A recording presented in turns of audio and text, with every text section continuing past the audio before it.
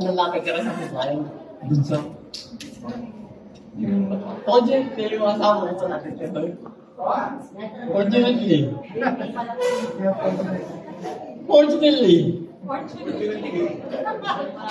Pero baka natin yun.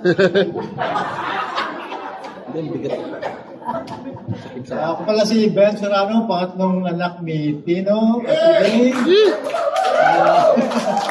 Ang mga anak ko tatlo, si Michael, Michelle, saka si Marian. Meron na akong 6 na po sa tatlong anak ko na yun. Mga pala, sorry. Yung wife ko pala, ang pangalan niya si Rose.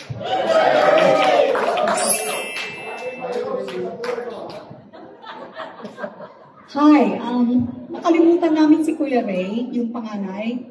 So anyway, ang panganay namin is Ray Serrano. Ang wife niya is Sally, and they have 4 children. Si Christine, Raymond, Mark, and Nina. Ako naman si Josie Serrano, and my husband, I'm the only one who's married to a foreigner, actually. So my husband's name is Bob, and we have 2 children, Jamie and Patrick. And I just became a new grandma. Yeah. Her name is Naomi Claire Bennett. Yeah. And that's it.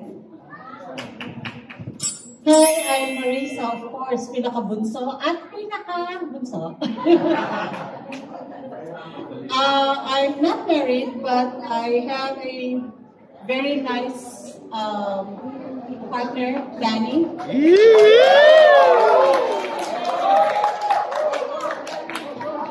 Si Doc Danny, who happens to be mistaken as brother of Doc Mel. Then he has two kids. The older one, Dale, is in New York.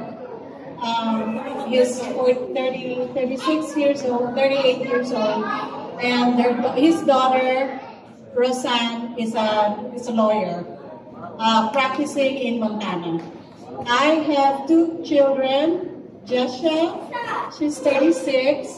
And I have my first granddaughter, Marley, going on 2nd, buntis. And then my youngest is JR. My youngest is JR, 30 years old, still single.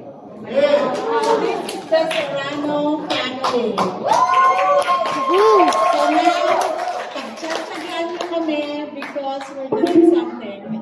Hindi magpapadaig ang mga seniors. So we're actually singing a song which is actually this is a tribute. This is a song tribute to our dearly beloved brother who is no longer here. This is one of his favorite songs, and